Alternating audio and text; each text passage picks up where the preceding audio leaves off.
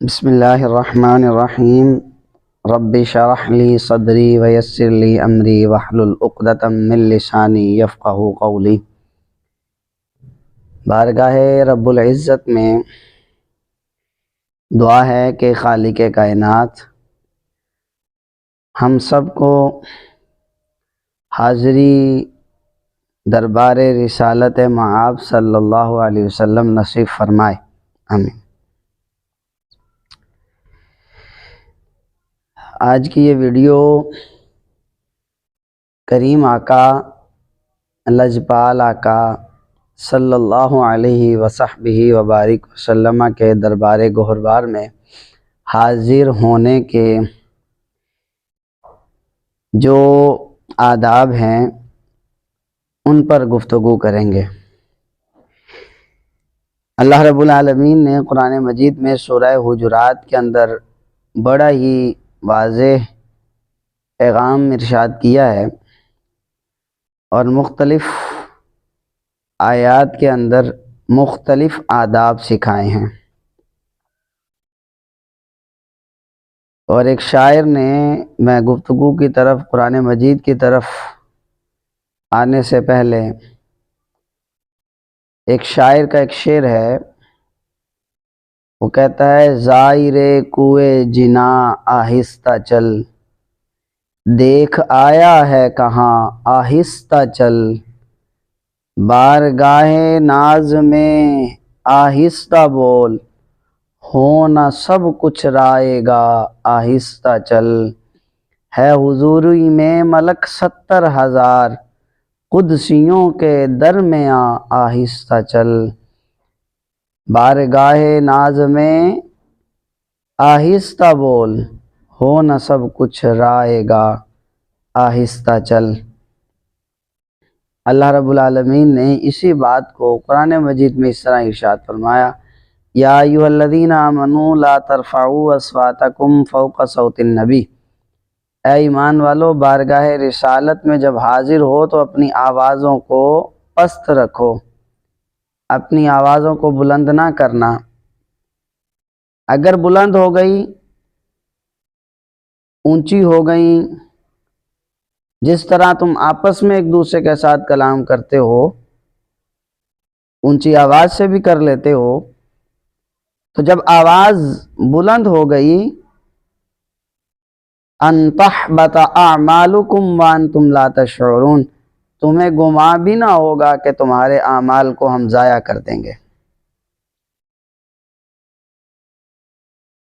اور اس سے اگلی آیات میں اللہ رب العالمین نے ایمان کی ایک نشانی ذکر فرمائی: ان الذین یغضون اصواتهم عند رسول اللہ اولئک الذین امتحن اللہ قلوبهم للتقوی لہم مغفرۃ واجر، کہ اے ایمان والو، جس نے اپنی آواز کو بارگاہ رسالت میں جھکا دیا، پست کر دیا، ہم نے ان کے دلوں کو تقوی کے لیے، طہارت کے لیے، پاکیزگی کے لیے چن لیا ہے، ایمان کے لیے چن لیا ہے۔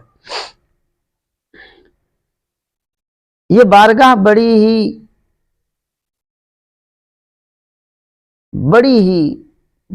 ہی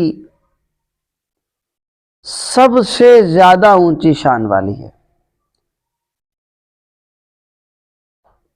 اللہ رب العالمین کے بعد از خدا بزرگ توئی قصہ مختصر، کہ اللہ رب العالمین کے بعد جس بارگاہ کا مقام اور مرتبہ ہے وہ رسول اللہ کی بارگاہ ہے۔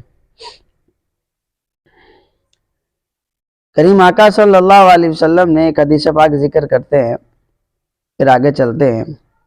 کریم آقا صلی اللہ علیہ وسلم نے ارشاد فرمایا من زار قبری وجبت لہو شفاعتی، بہت بڑا انعام ہے ایمان والوں کے لیے کہ جس نے میری قبر کی زیارت کی، میری شفاعت اس کے لیے واجب ہو جائے گی۔ اور ایک روایت میں حضور علیہ الصلوۃ والسلام نے ارشاد فرمایا جو بندہ حج کے لیے آیا، اس نے حج کیا اور پھر واپس پلٹ گیا، اللہ اکبر، وَلَمْ يَزُرْنِي، میری زیارت کے لیے نہ آیا، میرے پاس نہ حاضر ہوا، وَلَمْ يَزُرْنِي فَقَدْ جَفَانِي، اس نے میرے ساتھ جفا کی، وفا نہ کی۔ اور ایک روایت میں حضور علیہ الصلوۃ والسلام نے ارشاد فرمایا فَكَأَنَّمَا زَارَنِي فِي حَيَاتِي إِلَى غَيْرِي، فرمایا من زارنی بعد مماتی، جس نے میری وفات کے بعد ظاہری حیات کے پردہ فرمانے کے بعد میری زیارت کی، گویا کہ میری تربت انور کی زیارت کی،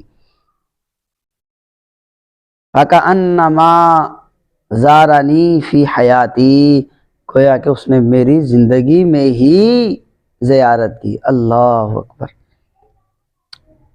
یہ بارگاہ بڑی ہی عظمت، شان، رفعت والی بارگاہ ہے۔ اعلیٰ حضرت رحمۃ اللہ تعالی علیہ حضور کی بارگاہ میں حاضر ہونے والے کے لیے ایک بات کہتے ہیں۔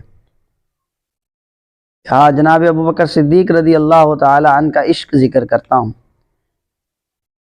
کہ کچھ بکریاں آئیں یا ایک اونٹ آیا، تو جانور تھا، وہ آیا، اس نے بارگاہ رسالت میں اپنے سر کو جھکایا اور چلا گیا۔ ابو بکر صدیق رحمۃ اللہ رضی اللہ تعالی عنہ کہنے لگے آقا، یہ جانور ہو کر اس مقام اور مرتبے کو جانتے ہیں کہ آپ کے حضور پیشانی کو جھکا رہے ہیں، لجپال ہمیں حکم فرمائے کہ ہم بھی آپ کو سجدہ کریں۔ اللہ اکبر۔ اعلیٰ حضرت رحمۃ اللہ تعالیٰ علیہ نے یہاں پر ذکر فرمایا پیش نظر ہے وہ نوبہار، سجدے کو دل ہے بے قرار۔ اللہ اللہ۔ پیش نظر ہے وہ نوبہار، سجدے کو دل ہے بے قرار، روکیے سر کو روکیے، ہاں یہی امتحان ہے۔ فرمایا سجدہ فقط رب تعالیٰ کی ذات کو ہے، مجھ محمد کو سجدہ نہیں ہے۔ اللہ اکبر۔ اور بارگاہ رسالت میں حاضر ہونے کے آداب بہت ضروری ہیں۔ ہم نے وہاں پر دیکھا لوگ اپنی جوتیاں ساتھ لے کر مسجد نبوی کے اندر چلے جاتے ہیں۔ بعض لوگوں کو دیکھا وہ ریاض الجنہ کے اندر اپنی جوتیاں ساتھ لے کے جاتے ہیں، وہ جگہ جس کے لیے میرے کریم آقا نے ارشاد فرمایا بیتی و ممبری روضۃ من ریاض الجنہ، میرے گھر اور میرے ممبر کے درمیان جگہ جنت کی ایک کیاری ہے، اس میں بھی لوگ جوتیاں لے کر چلے جاتے ہیں، یہ ادب کے خلاف ہے۔ اعلیٰ حضرت رحمۃ اللہ تعالی علیہ نے ارشاد فرمایا ثابت ہوا کہ جملہ فرائض فروع ہیں، ثابت ہوا کہ جملہ فرائض فروع ہیں، اصل الاصول بندگی اس تاجور کی ہے۔ اور اعلیٰ حضرت کا ہی وہ شعر ہے، فرماتے ہیں حاجیو آؤ شہنشاہ کا روزہ دیکھو، کعبہ تو دیکھ چکے اب کعبے کا کعبہ دیکھو۔ عشق مصطفیٰ صلی اللہ علیہ وسلم میں، بارگاہ رسالت مآب صلی اللہ علیہ وسلم میں ادب سب سے پہلا ہے۔ اور بزرگ فرماتے ہیں کہ مقام اور مرتبہ حاصل کرنے کے لیے جو سب سے پہلی چیز درکار ہے وہ ادب ہے۔ جس کے پاس ادب نہیں ہے اس کے پاس مقام اور مرتبہ بھی نہیں ہے۔ اللہ اکبر۔ تو کریم آقا صلی اللہ علیہ وسلم کی بارگاہ میں حاضر ہونے کے لیے ضروری ہے انسان کے دل میں عاجزی اور انکساری ہو۔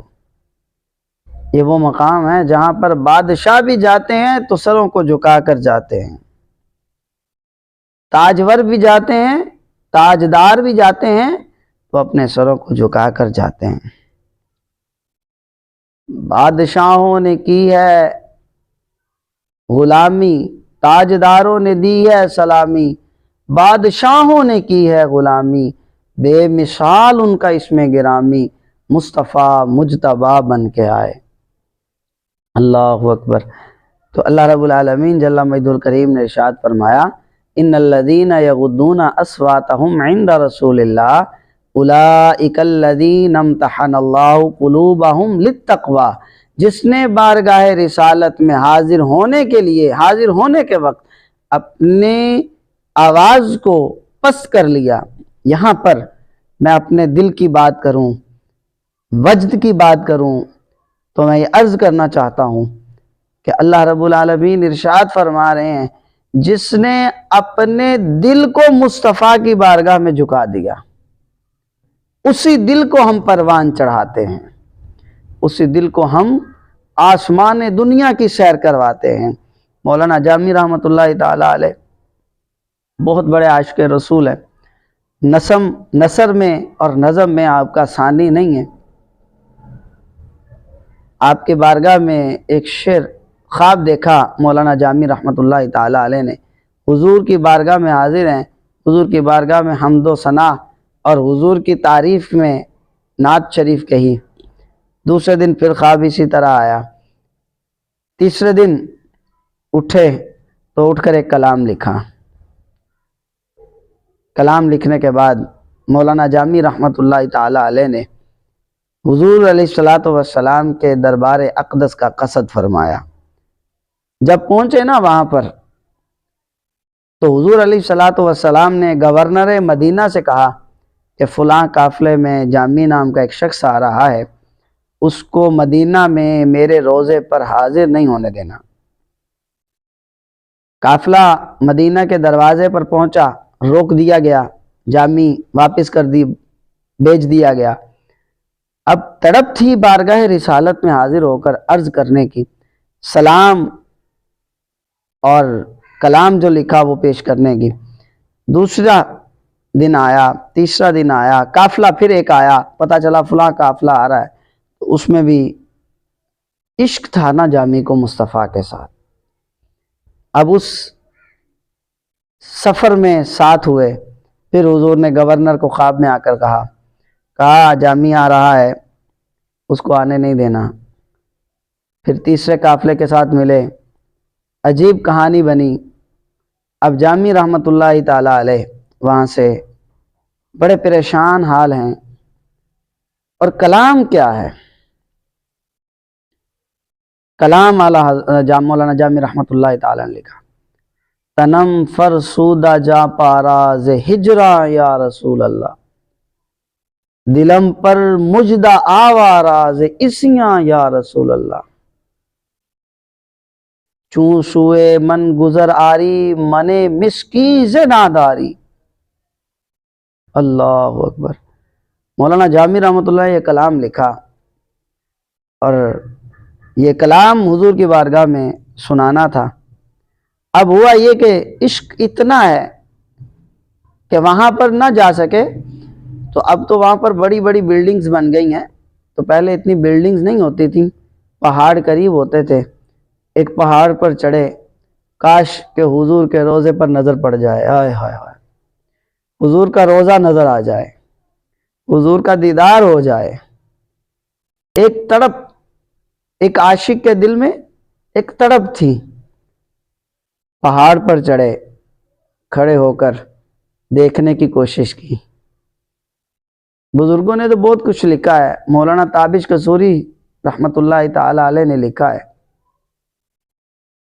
مولانا تابش قصوری صاحب اللہ رب العالمین ان کے علم و عمل میں اضافہ فرمائے، ان کے درجات میں بلندی عطا فرمائے۔ وہ لکھتے ہیں مولانا تابش صاحب، یہ جو مولانا جامی کی کتاب ہے شواہد النبوہ، اس میں ترجمہ کیا ہے مولانا تابش قصوری صاحب نے۔ تو آپ فرماتے ہیں کہ جب حضور علیہ السلام کے روضے پر نظر نہ پڑی تو آپ ایک پہاڑ پر چڑھے اور پہاڑ کی چوٹی پر آ گئے۔ اب قریب ہے کہ اگر اس سے اوپر جاتے ہیں تو گر جاتے ہیں، لیکن وہاں پر ایڑیاں کو اٹھانا ہے، روضہ اقدس پر نظر پڑنی ہے۔ کہا جان جاتی ہے چلی جائے جامی کی، لیکن مصطفیٰ کا روضہ دیکھنا ہے۔ ہائے ہائے۔ مولانا جامی رحمۃ اللہ تعالیٰ نے ایڑیوں کو اٹھایا، بس اٹھانا تھا کہ گر پڑے۔ ہوا میں گرتے گرتے جب زمین پر پہنچنے لگے تو کیسا محسوس کیا کہ کسی کے ہاتھوں میں پہنچے ہیں۔ اللہ اکبر۔ آنکھ کھولی، دیکھا تو مصطفیٰ کا چہرہ سامنے ہے، جانے کائنات صلی اللہ علیہ وسلم سامنے۔ کہا جامی کیا بات ہے، جب ہم نے منع کیا تو کیوں واپس نہ گئے؟ کہا یا رسول اللہ منع کرنے کی وجہ تو کیوں منع کیا؟ کہا اگر جامی میرے روزے پر آ کر اس کلام کو پڑھتا تو مجھ پر لازم ہوتا کہ میں روزے سے نکل کر تیرے ساتھ سلام کرتا، مصافحہ کرتا۔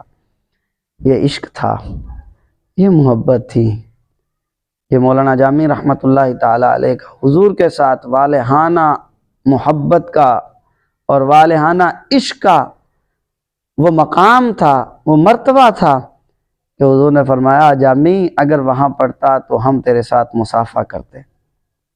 اللہ اکبر۔ تو اس نیر تاباں کی بارگاہ رسالت میں حاضر ہونے کے لیے پہلا جو کام ہے وہ ادب ہے، ادب کے ساتھ بارگاہ رسالت میں حاضر ہوں۔ اللہ رب العالمین ہمیں بھی بار بار حضور کے روضہ انور کی زیارت نصیب کرے، بار بار حضور کے روضے کی زیارت نصیب فرمائے، بار بار گنبد خضرا کی زیارت نصیب فرمائے۔ وما علیہ الا البلاغ المبین۔